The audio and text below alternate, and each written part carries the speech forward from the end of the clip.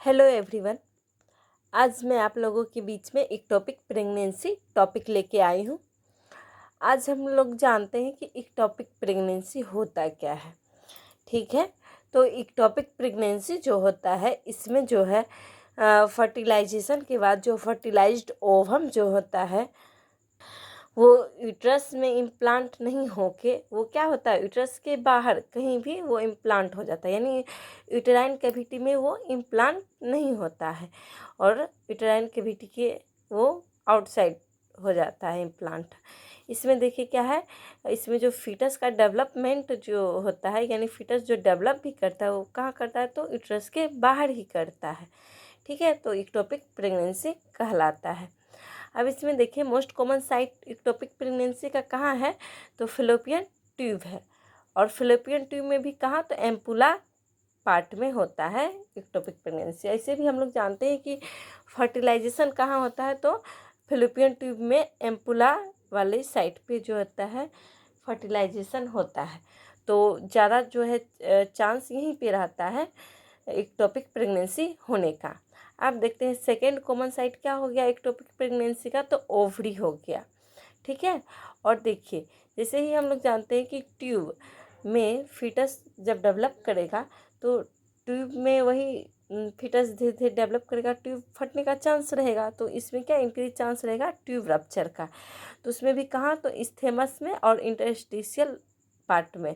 ये जो है फिलिपियन ट्यूब का जब पार्ट पढ़ेंगे तो उसमें एम्पुला आता है, इस्थेमस आता है, इंटरस्टिशियल आता है, इनफंडिबुलम, ये सब आता है। तो इसमें जो है ये जो है इस्थेमस जो होता है ये कम चौड़ा वाला पार्ट होता है और इंटरस्टिशियल इसमें क्या होता है, ज़्यादा चांस होता है ट्यूब रप्चर होने का।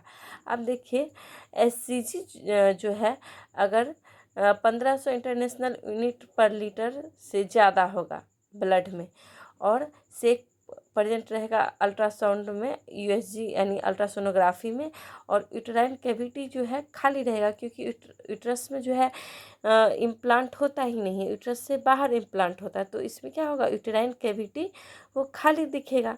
तो ये इंडिकेट क्या चीज़ को करता है, तो इक्टोपिक प्रेगनेंसी को, यानी कि यूट्रस में इम्प्लांट नहीं होता, यूट्रस के बाहर इम्प्लांट होता है। तो ये अल्ट्रासाउंड में दिखाई देगा कि यूटेराइन कैविटी क्या है, खाली ही है। तो इससे पता चल जाएगा कि वो इक्टोपिक प्रेगनेंसी है।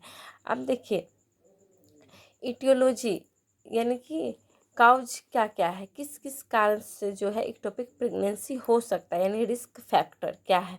तो पीआईडी पेल्विक इन्फ्लामेटरी डिजीज़ है, तो इसमें इक्टोपिक प्रेगनेंसी होने का चांसेस हो सकता है। टोबैको का यूज कर रहा है या इस मतलब कर रही है, स्मोकिंग कर रही है, तो फिर ये सब में हो सकता है। ठीक है, और यह कॉन्ट्रासेप्टिव फेलियर है, यानी कॉन्ट्रासेप्टिव मेथड का अगर यूज कर रही है, आईयूसीडी स्पेशली इसमें जो है देखने को मिलता है एक्टोपिक प्रेगनेंसी का। इंट्रायूटेराइन कॉन्ट्रासेप्टिव डिवाइस का यूज अगर कर रही है तो वो अगर फेल हो गया तो उसमें फिर देखने को मिलता है ट्यूबल सर्जरी, यानी ट्यूब में किसी तरह का सर्जरी हुआ है। तो उसमें क्या होता है, ट्यूब में सर्जरी हुआ है तो हम लोग जानते हैं कि फर्टिलाइजेशन कहाँ होता है, तो ट्यूब में, फिलिपियन ट्यूब में ही कहाँ पे, तो एम्पुला वाले पार्ट में फर्टिलाइजेशन होता है। और उसके बाद वो जो है फर्टिलाइज्ड ओवम कहाँ पे आता है, यूट्रस में आता है। तो ट्यूबल सर्जरी होने के कारण जो है वो मूव नहीं करके यूट्रस में नहीं आ पाता, वो ट्यूब में ही रह जाता है। तो इस कारण से क्या एक्टोपिक प्रेगनेंसी होता है। या use of progestin only pill, mini pill का यूज करती है, या फिर पोस्ट क्वाइटल पील, यानी कि क्वाइटस के बाद जो है जो इमरजेंसी पील लेती है तो उसको क्या पोस्ट क्वाइटल पील कहते हैं, जो कि 72 आवर्स के अंदर ही लेना पड़ता है। फिर देखिए ट्यूबर इंडोमेट्रियोसिस रहता है या इंक्रीज डिसिडुअल रिएक्शन होता है, तो ये सब के कारण क्या हो सकता है, तो इक्टोपिक प्रेगनेंसी हो सकता है। आप देखिए इधर हम लोग देखते हैं कि साइन सिम्टम्स क्या होगा, यानी क्लिनिकल फीचर या इसमें क्या क्या लक्षण देखने को मिलेगा। तो सबसे पहले क्या, मिस्ड पीरियड जो है मिस हो जाएगा, यानी एमेनोरिया देखने को मिलेगा। और इसमें क्या होगा, तो लोअर एब्डोमिनल पेन इसमें देखने को मिलता है। और इसमें ब्लीडिंग भी होता है, डार्क रेड या ब्राउन वेजाइनल स्पॉटिंग धब्बा टाइप का दिखाई देगा, या ब्लीडिंग होगा। ये सब इसका लक्षण है। और क्या होता है, रप्चर होता है। रप्चर होने के कारण क्या हो सकता है, शॉक का भी साइन दिख सकता है। ये सब लक्षण हो गया। अब देखिए इम्प्लांटेशन का साइट, यानी कि जो एक्टोपिक प्रेगनेंसी में कहाँ कहाँ पे इम्प्लांट हो सकता है, तो इसका साइट हो गया। तो उसका दो टाइप का होता है, एक्स्ट्रा यूटेराइन और यूटेराइन। यानी एक्स्ट्रा मतलब कि यूट्रस से बाहर, यानी यूट्रस से बाहर। तो कहाँ कहाँ, ट्यूबल होगा, मोस्ट कॉमन यही है। 97% जो होता है ये ट्यूबल एक्टोपिक प्रेगनेंसी ही देखने को मिलता है। इसके बाद ओवेरियन होता है, फिर एब्डोमिनल भी होता है, 1% ये देखने को मिलता है। अब देखिए ट्यूबल में ये फेलोपियन ट्यूब का ये सब पार्ट हुआ, ठीक है, एम्पुला, इस्थेमस, इनफंडिबुलम, इंटरस्टिशियल, ठीक है। तो इसमें भी ट्यूब में भी कहाँ, तो एम्पुला वाले पार्ट में ज़्यादा एक्टोपिक प्रेगनेंसी देखने को मिलता है, यहाँ पे ज़्यादा इम्प्लांट होता है। तो 55% ये हो गया। इस्थेमस में कितना, 25% हो गया। इनफंडिबुलम में 18% हो गया। और इंटरस्टिशियल में 2% हो गया। ये सब हो गया, लेकिन सबसे ज़्यादा कहाँ, एम्पुला वाले भाग में देखने को मिलेगा, ठीक है। अब देखिए यूटेराइन, यानी यूटेराइन में क्या, यूट्रस के अंदर तो सर्वाइकल होगा, एंगुलर होगा, कॉर्नियल होगा, ये सब हो गया। ये यूट्रस का पार्ट हो गया, तो उसमें देखने को मिलेगा। लेकिन ये यूट्रस में ना होके ये सर्वाइकल क्या, सर्विक्स वाला जो पार्ट होता है, जो यूट्रस और वेजाइना को जो है जोड़ने का काम जो करता है, वहाँ पे आके इम्प्लांट हो जाएगा। तो ये यूटेराइन यानी यूट्रस के अंदर ही मतलब होता है, उसी से रिलेटेड है, ठीक है। तो अब हम लोग देखते हैं डायग्नोसिस। इसमें डायग्नोसिस क्या क्या करेंगे, तो यूपीटी यानी यूरिन प्रेगनेंसी टेस्ट करते हैं।